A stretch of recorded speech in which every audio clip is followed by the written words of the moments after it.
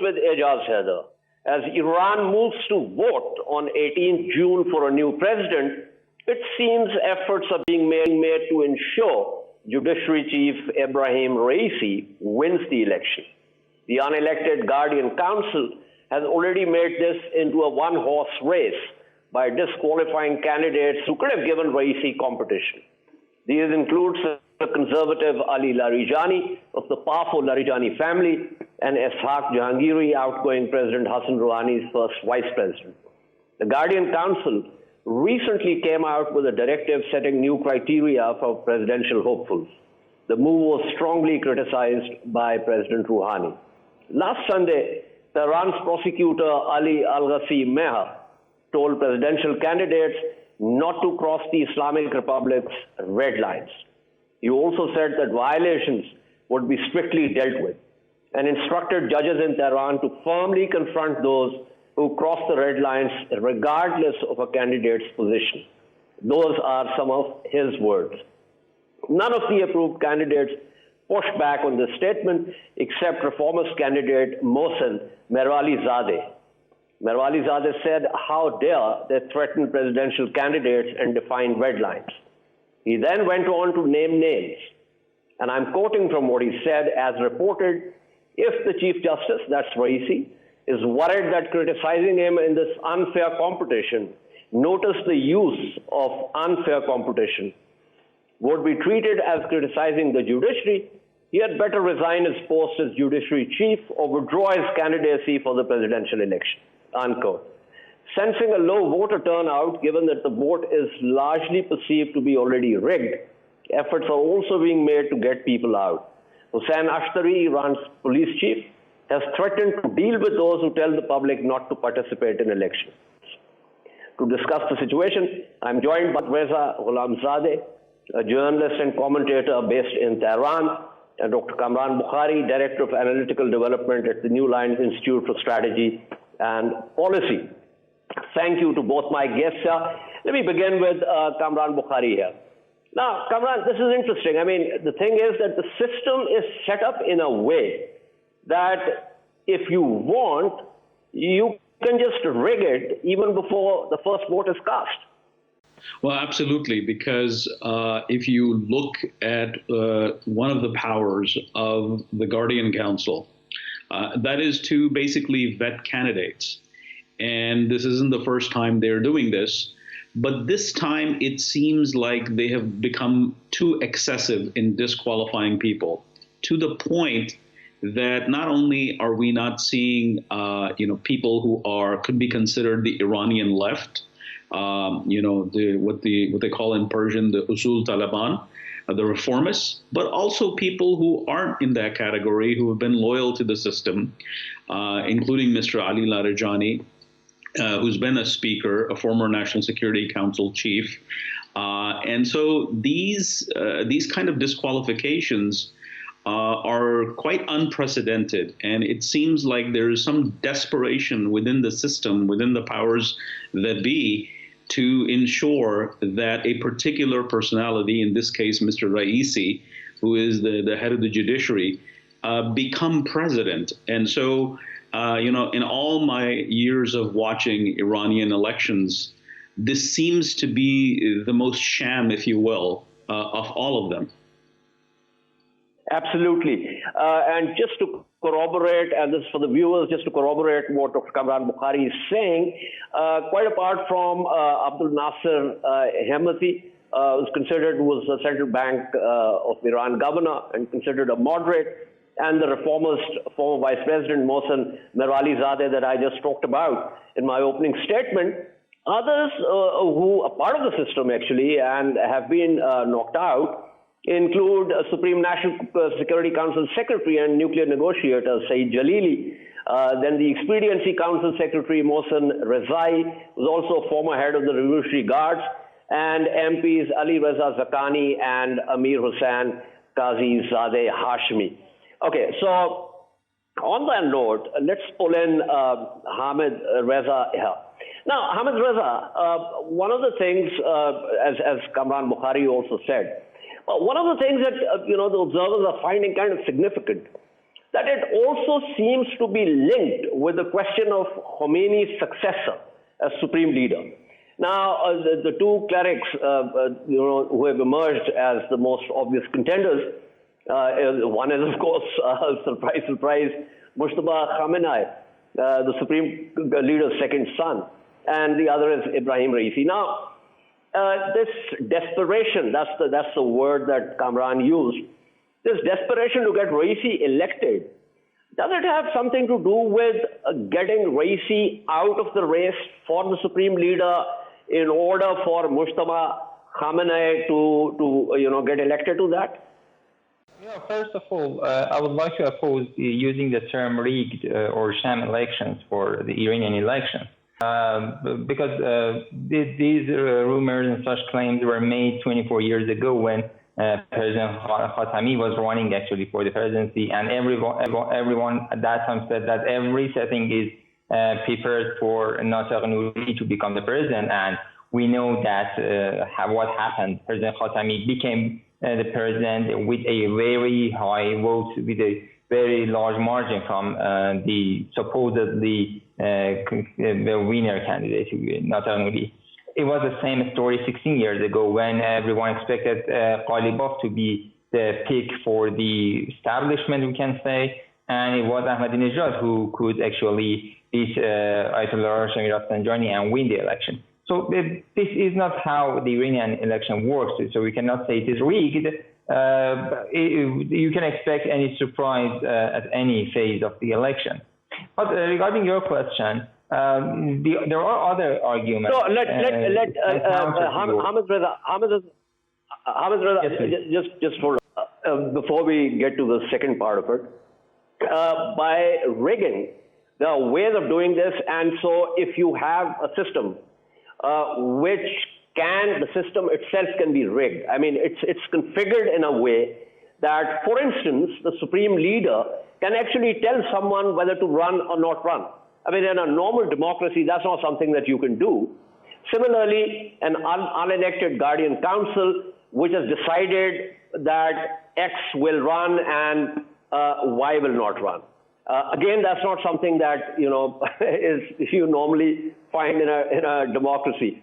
So when I use the term rigged, and so did Kamran Bokhari, we actually looking at the sort of the configuration of the system itself, where certain people can already be knocked out. Take for instance Ali Larijani, as you know way better than me, the kind of stories that emerged with reference to his daughter being an American citizen and so on and so forth. And despite his brother being Sadiq Larijani being the part of the Guardian Council, Ali Larijani got knocked out. And frankly, as far as he's concerned, he says he still doesn't know why he's not part of the race. So the idea, the use of the term rigging was part of the manner in which the system operates. So please go on. Of course, the leader doesn't say anyone either to participate or not. And as you said about the Guardian Council, just like his brother of Larijani was there, part of that, half of the members are appointed by the parliament, which is an elected body.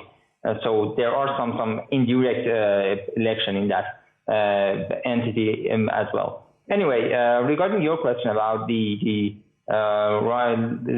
pushing Raisi out of the contest for leadership, there is another argument counter to yours that says that Ayatollah Khamenei was president when he was actually picked as the successor to Ayatollah Khomeini. So they believe that this route actually paves the way for his leadership and gives him the opportunity to have a first-hand experience of the situation and of the problems of the governance and the country. And in that way, he would be more prepared to be the leader of the country if it is supposed to be.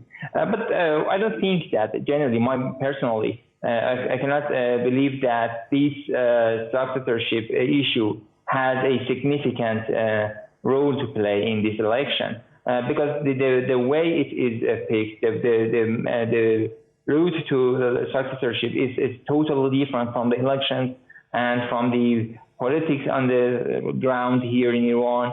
And it is, as you know, the next leader will be picked by the Assembly of Experts, which is a body from all the jurisprudence from every province in the country, and they are very strict in terms of religious, let's say, expertise, and it's not something that they can be actually, let's say, manipulated by politics on the ground. So I don't see that significant role for that issue. Okay, that's a fair argument that Raisi could in fact be made the president in order for him to ultimately become the supreme leader. That's a fair argument. But let me pull in Kamran Bokhari here. Kamran, any comment with reference to what Hamidreza is saying? And I also want you to give me a sense of this, and as you would recall, it began back in, I think, August or September 2019, the kind of what is being referred to as the fall of the very powerful Larijani family. So I would want you, and considering that Sadiq Larijani at one point was actually tipped as the possible successor to Khamenei, is that significant in any way? And what could possibly be the reason for this, what is being dubbed as the fall of the Larijani family? So just to respond to Hamidreza, I mean, look, if in fact this is true, that Raisi is, they want Raisi to become president because then he would have the experience to go on to becoming supreme leader after, Khamenei is no more, that all the more strengthens the argument that this is a case of electoral engineering. I mean, nothing more can be derived from that you want somebody in there because the ultimate outcome is to have someone who's preferred to be at the helm of the Islamic Republic in a few years' time. So, having said that, look, I mean, the Larijanis are quite powerful in the sense that there are 5 brothers, and many of them, including Sadiq Larijani and Ali Larijani, and others who have been in key positions. Their father was a very prominent cleric. And so, to be able to sort of say, okay, let's sideline this clan, then it means that, there is like a clan-like competition going on within the elite that basically constitutes the Islamic Republic. And that's not really good for the health of the Islamic Republic, which I think is failing, because it's one thing to say, that there is a section of the population that is opposed to this political system and is disaffected, does not really relate to the ideals of the republic. And this is sort of a republic that's on a sharp, steep decline. That's one argument. But if you have elements, people who are in the system, who have been loyal to it, and we're not talking about, people on the left of the spectrum, the reformists. We're talking about people who are conservatives of different flavors. If they are being pushed aside and this maneuvering is taking place, then it means that the intra-conservative rivalry has gone very critical. And therefore, what does that say? The question is, what does that say about the future of this republic, where you have a large segment of disaffected people who are unhappy because the competition has become narrower and narrower. In other words, in the old days, it was, okay, let's keep the reformists out, or at least have, some token reformists in the mix to, allow for some semblance of legitimacy. But by and large, let's make this an intra-conservative race. Now we've sort of, dropped down several altitudes to a point where specific conservatives are being allowed. And, the exclusion of the Larajanis, I mean, mind you, Sadiq Larajani, who is now part of the Guardian Council, used to be judiciary chief. And at one point, he was also seen, and some still consider him to be in the running for the top job, that of the supreme leader. So if that is the case, then there is something, very wrong with this system where it's going after its own people. It's like the system is fighting itself. That's a very important point. And I would want Hamidreza to respond to this because once again, and it's not just one sort of episode or instance, but just to highlight the point that Kamran is making, there was this very bitter exchange of allegations and letters between Sadiq Amoli Larajani and Ayatollah Muhammad Yazdi.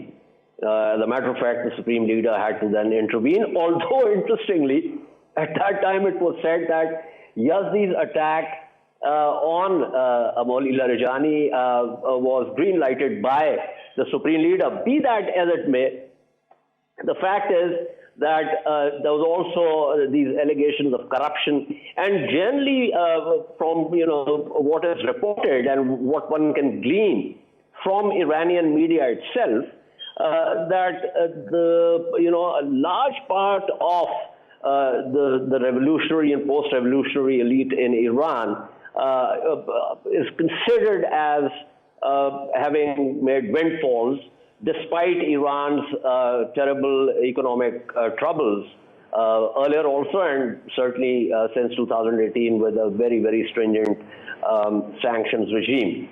So Hamidreza, a lot on the table. Would like to get your comments on this. I do agree to some extent with what Kamran said, especially about some mistakes that the Islamic Republic has made within the last 4 decades. And actually what we are seeing now is to some extent the outcome of those mistakes made in the past. For example, the Guardian Council has had some mistakes in the past, and we can say President Rouhani is one of those mistakes being approved by the Guardian Council because he was not prepared and was not capable of being president. He was incapable, and it is proved now.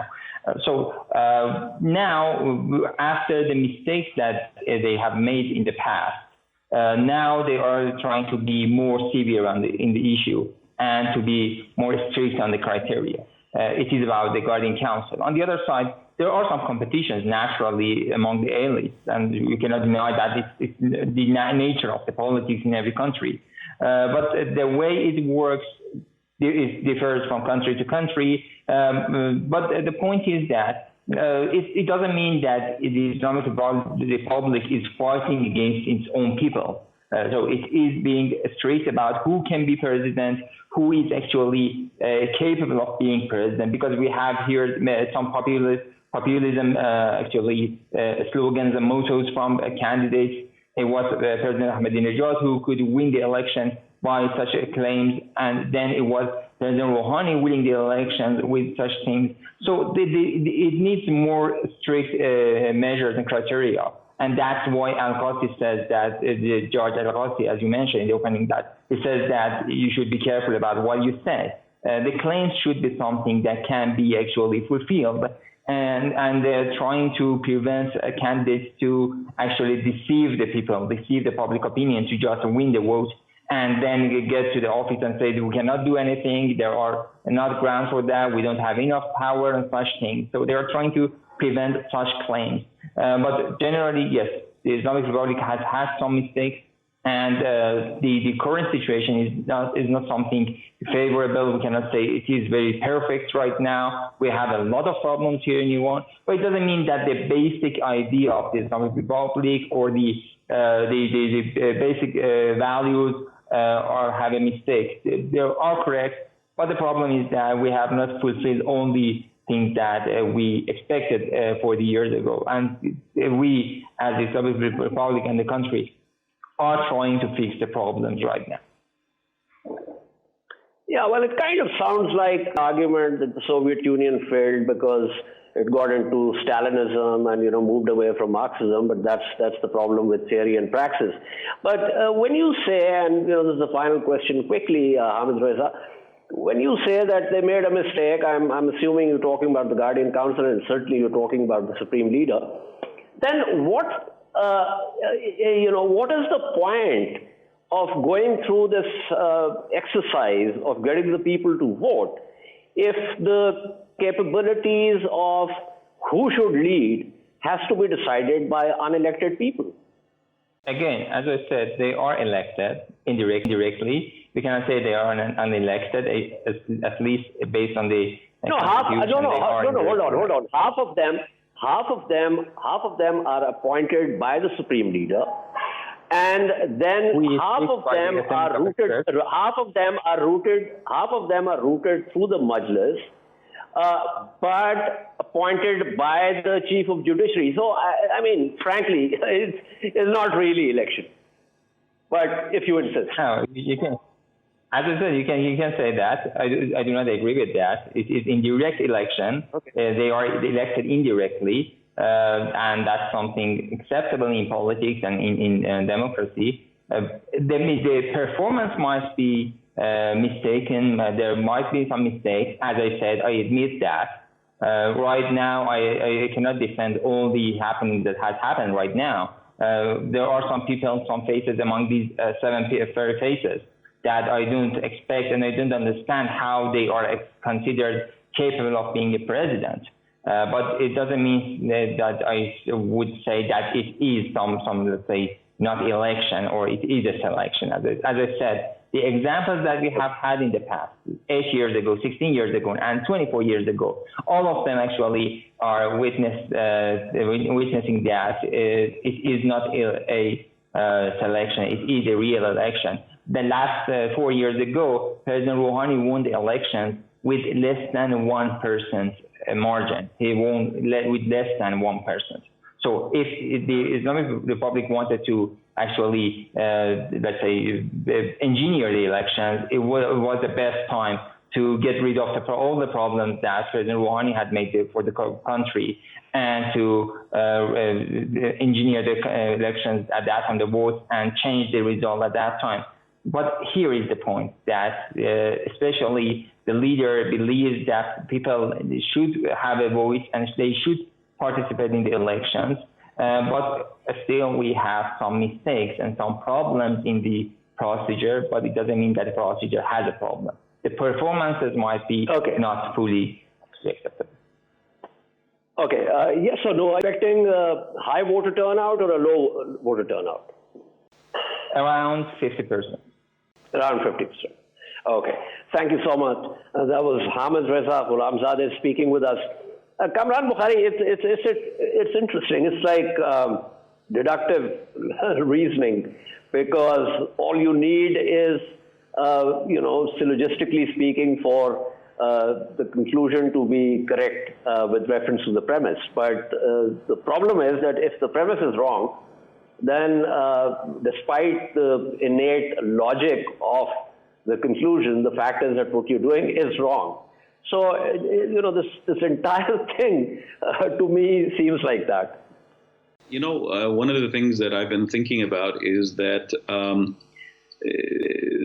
the Islamic Republic did not necessarily have to, end up in this way, where the system is becoming more and more sham, where the system is now fighting itself. It had a choice, and Hamidreza pointed to certain elections in the past where people did come out in large numbers to vote. But the bottom line is that their vote was not respected, and their preferred candidates could not, put in place policies because of this hybrid system in the country, because of this sort of, a blend of Shia Islamist theocracy with, trappings of Western Republican parliamentary democracy. It's a weird blend. And so at the end of the day, you do that in multiple times over many years, And the end result is that people would have become frustrated. I want to go back to that Guardian Council thing of being, half elected by parliament. It's interesting that, yes, 6 of the clerics on that body, it's a 12-member body, are elected by parliament. And they say parliament is popularly elected. But mind you, it's the Guardian Council that also vets candidates for parliament. So you have a real circular logic over here that says, oh, these are popularly elected. I mean, the same thing could be said. They make the argument for Khamenei himself. If and when there's not if and when, but when there'll be an election for the new supreme leader, and the Assembly of Experts will decide. They will invoke the idea that the assembly, the 88-member body, is popularly elected. Again, the Guardian Council decides who gets to run for that position. People don't decide it. I mean, ultimately, I think that, look, the Islamic Republic started out as a very complicated, if you will, leviathan or beast in a political sense. It could have evolved into more of a more democratic nature. But now it's evolving into where the democratic side is basically is token now, is just sort of, per forma. And you have, the clerics desperately trying to, if you will, maintain their power, because the clerics that had respect among the population have long died. And, and their own, even before they died, their popularity had decreased significantly. So the people who founded this republic are almost gone. The only one left is the current president and the current supreme leader.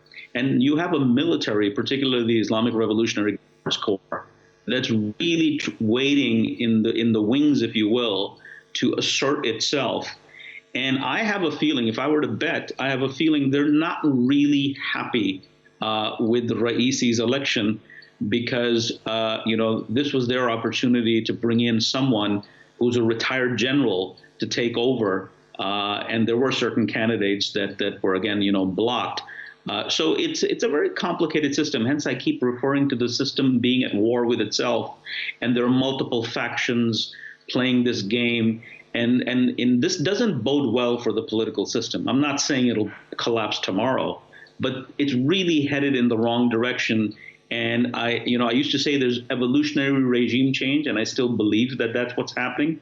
But I'm now beginning to entertain the idea that we may see, this system perhaps will collapse more abruptly than I have been thinking over the years. That's a very interesting thought.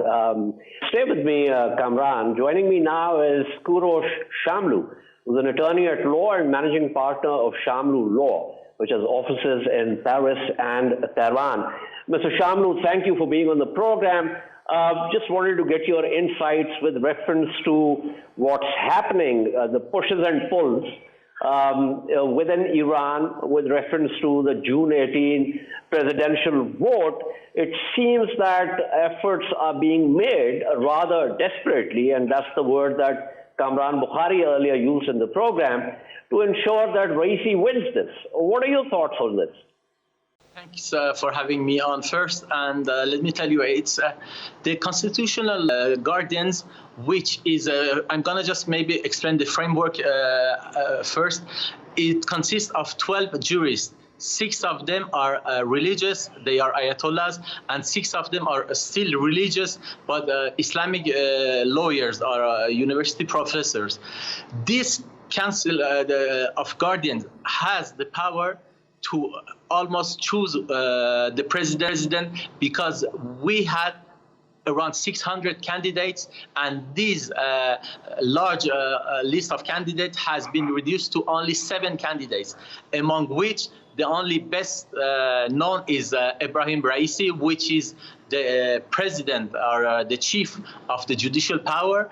And he's the most known inside this country, and he has the more chance of being elected. He's supported by the supreme leader, and the Revolutionary Guard that had their own general, but he cannot run for president. So it's almost the game is almost done, unless there's a surprise, which doesn't happen a lot here. So it's a political game within the framework of the Islamic religion. Okay. Now, given where the system is, configured, it's the supreme leader who's the commander of the state's coercive apparatus, including the IRGC. So do you think this is an attempt by the supreme leader, on the one hand, to sort of put the IRGC in its place, and at the same time to sort of, say, okay, moderates, reformers, principalists, et cetera, you guys have had your sort of run, and now I'm going to ensure that a conservative gets into this. Is that an argument that you'd agree with? Argument that is correct, because the Guardian Revolutionary Guard is under the direct command of the supreme leader. The judiciary is under the direct command of the supreme leader, and in this place he wants the conservatives to be in place, because, as you said, the reformists, the liberals, had their chance for 8 years. Rouhani, he cannot run again, because by the constitution he has only allowed to two consecutive terms. So the country didn't change much, because Iran signed a nuclear agreement. The Americans withdrew from that nuclear agreement. The country has a lot of economic problem, and he's now saying that you liberals had your chance. The country didn't change a lot. The youth in unemployment is a sky high rating. So we need to change. And in order to change this time, I'm gonna have to put a conservative in place, which is a religious and not a revolutionary guard. Because with this in Iran, there is a concept, there is a doctrine of Velayat Faqih, which says that the states... Very quickly, Mr. Shamlou, yes, we understand. That's the kind of central principle. But very quickly, Ms. Shamlou, because I've run out of time, why do you think, Jalili, the chief nuclear negotiator, has been knocked out of the race? Ali Larijani, who belongs to a very powerful clan, whose brother Sadiq Larijani is part of the Guardian Council, has also been knocked out. Does this mean that, especially with reference to Jalili's, disqualification, does this mean that the nuclear negotiations are going to be impacted after the elections? It's as you said, Ali Larijani, which was the former president of the parliament, Mahmoud Ahmadinejad, who was the former president of the Iran, they didn't get the chance to run for president. The supreme leader wants to say that everything is under his power, and he's the only one deciding whether it's the institution of Iran or whether it's the nuclear power. So after the election, whether it's Ibrahim Raisi or another one, the only person who decides what to do with the nuclear deal, if Iran is going to inside and respect its obligation, or stays outside, or even withdraw from that nuclear deal, is only the decision of the supreme leader, Ali Khamenei. Okay. Thank you so much. That was Kourosh Shamlou speaking with us. Before I wrap up, going back to Kamran Bokhari. Kamran, one, this question with reference to the ongoing negotiations. And secondly, the sort of, call it a paradox or a dilemma, that if you allow, in an evolutionary way, if you allow democracy to get more space, then the kind of decisive, arbitrary power that the top tier of the system has, namely the supreme leader and the organs of the state that he controls, will ultimately be diluted. And I don't think that that's something which the system configured the way it is can ultimately accept. No, absolutely, Ejaz, and I'll take your argument and sort of further, and I'll say, look, Khamenei has been there for over 30 years. He became supreme leader in '89, and now that's a long time. a long time to be in one job, for the country to have one person at the helm. I mean, pretty much all the institutions of the state, particularly those that have, are a coercive nature, the security forces. And we've, in a previous program, we've talked about, the various institutions. They've been hand-built by Khamenei and his people. Now, you have someone, let's say, whoever becomes president in June, in my opinion, is just sort of like, the smaller event. The main event will be who will become supreme leader. And I think that whoever becomes supreme leader, whether it's Raisi, whether it's another individual, that person will not have the same clout, because the office itself is not the thing that is any more powerful. The power, the authority does not come necessarily with the office. It comes with the personality. In other words, the supreme leadership has become so personalized. I mean, think about this. The founder of the republic was supreme leader for 8 years ago, and that was a long time ago. It's now Khamenei's republic. And after he's no more, the next supreme leader will, even if, you don't have this kind of a long shadow of legacy, any new person who sees someone from before needs time to settle down in their job, to build, their cadence and rhythm of operating, and, put in place people that will work, and trusted loyalists and so on and so forth, staffing. But in this case, the next supreme leader will not enjoy the same power, because the power was enjoyed by the person, not the office. And that, I think that the supreme leader will become more and more of a puppet in the hands of the Islamic Revolutionary Guards Corps, because at the end of the day, that force is what is doing the heavy lifting in all sectors across the country to maintain this republic. So it's ironic that the clergy is desperately trying to control who becomes president so as to maintain their power, but in the process, they have diluted their own power. That's a very interesting, and very quickly this, sounds more like the IRGC sort of becoming like the Roman Praetorian Guard. I mean, and that's going to be a challenge. It's not that they have, the highway is open for them to cruise. Far from it. They are just half of the military force in the country, so that constrains them. They're going to be in this sort of tug of war with the clergy, because their legitimacy, the guards' legitimacy, comes from the clergy, because in the end, everybody has sort of like a religious legitimacy, whether you're clerics or you're military officers. And so there's going to be a tug of war. And then, of course, both sides will be competing with each other, then having to contend with popular sentiment.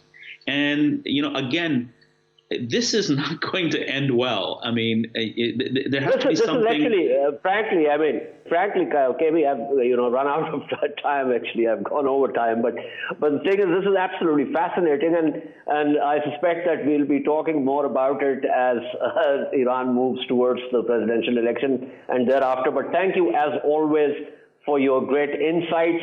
We shall take a short break and return to discuss a decision by British Embassy in Kabul to expedite relocation of its Afghan staff fearing violence against them. Stay with us.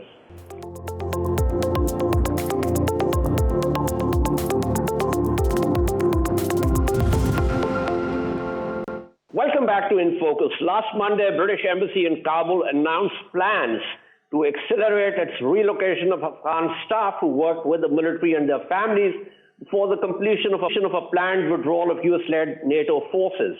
Under Britain's relocation scheme, former and current Afghan staff, many of whom served as translators, over 1,300 workers and their families have been brought to the UK.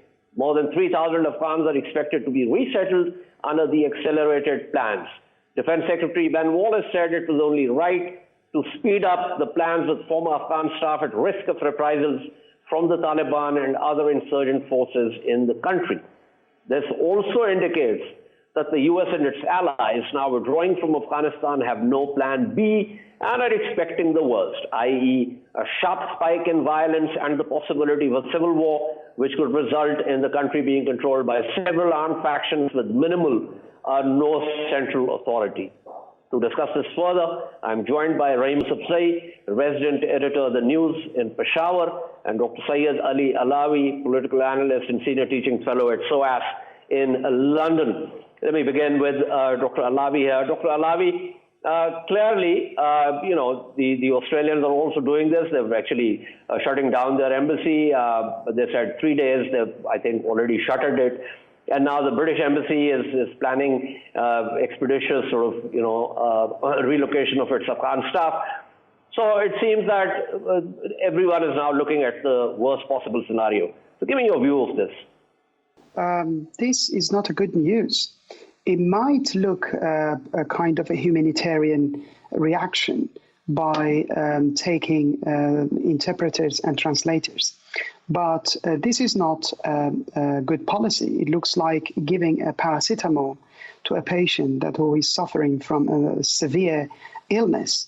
The concept of the West interfering in Afghanistan and now leaving and taking embassy staff, and also translators and local residents that collaborated with the Western powers shows that they do not have a plan B, and that means that Afghanistan may fall back again into chaos. So I think the responsibility of the global community to make sure that Afghanistan is not returning to chaos and there will be peaceful transition towards a more inclusive governance, rather than just taking back translators, interpreters, and as if all is sorted. But Alvi, frankly, the horse on that is already bolted. There is no precondition. There was a precondition earlier, but with the Biden administration, there is no precondition that this has to be somehow linked to a successful intra-Afghan dialogue. So that idea of a peaceful transition or some kind of interim government or some kind of power-sharing formula is just off the table. I mean, in the sense that, of course, talks are still being done. Pakistan is also trying very hard to facilitate those talks, to nudge the Taliban into actually accepting the fact that they need to share power and have some kind of interim government. That idea, of course, is completely dismissed by Ghani and his cohort. So what I'm trying to say here is that the idea of a peaceful transition is probably unlikely to happen on the ground. Well, I think because Afghanistan has been through a lot of problems and wars since 1970s. The best solution for Afghanistan is not only to be supervised by the Western powers. I think there should be a proper dialogue between the neighboring countries, Pakistan, Iran, Turkmenistan, Tajikistan. These countries should be also actively involved. Since 2001, we see Pakistan, Iran, Turkmenistan, and Tajikistan are not very much included in the American peace plans or, let's say, transitional programs. I think from now on, the regional powers, specifically Iran and Pakistan, should have a more influential discussion and dialogue to help Afghanistan and to support Afghanis government and to make sure the country is not going back into any kind of civil war or chaos, because the people in Afghanistan and people of the region are quite tired of the conflicts. It's the time for all these states to come together and to work with each other to have more prosperous economy and political situation than before. But as I said, hit and run and withdrawing from Afghanistan, it might be their policies, but they should facilitate an inclusive dialogue with the regional powers in Afghanistan. Okay. Thank you so much. That was Syed Ali Alvi speaking with us. Let me go straight to Rahimullah Yusafzai. Rahimullah Sahab, the fact is, you're a long-time watcher of Afghanistan.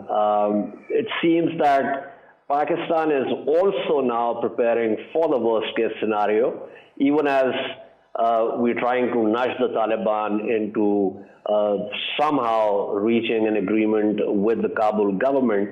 But I don't think that is going to happen. And when one talks to people in Islamabad, they are also not very optimistic about what they can possibly do other than what they have tried to do. Yes, I agree, Ejaz. There are limits to Pakistan's influence on Taliban. We have been saying that since long. Somehow the impression has gained strength and that Pakistan has got a lot of influence and Taliban will do whatever Pakistan wants. That's not the case. It has not happened in the past. It won't happen now. I believe that, the warning given by Taliban regarding giving bases to the Americans, even after the withdrawal, it was mainly targeted, I think, at Pakistan. Names were not taken, but as we know, the Americans have been seeking such kind of bases in the countries which are nearest to Afghanistan. So Pakistan is one of them, maybe Uzbekistan and Tajikistan are the other two. So I think that, we have to accept and we have to convey it forcefully that we do not control the Taliban. And I'm already hearing, Ejaz Sahab, that Taliban are coming under increasing pressure in Pakistan. And Taliban are not happy about that. So it seems that, we have to keep trying. We should not also be giving statements, as Ashraf Ghani was quoting or misquoting General Bajwa, that Pakistan does not want the Taliban government in Kabul. I think just leave it to the Afghans, let them negotiate a power sharing agreement, or if they want to fight, it is their business. I think, we have been recognizing every government which is in control in Kabul. Although we should try to have a power sharing arrangement, otherwise the fighting will continue. Completely agree with you.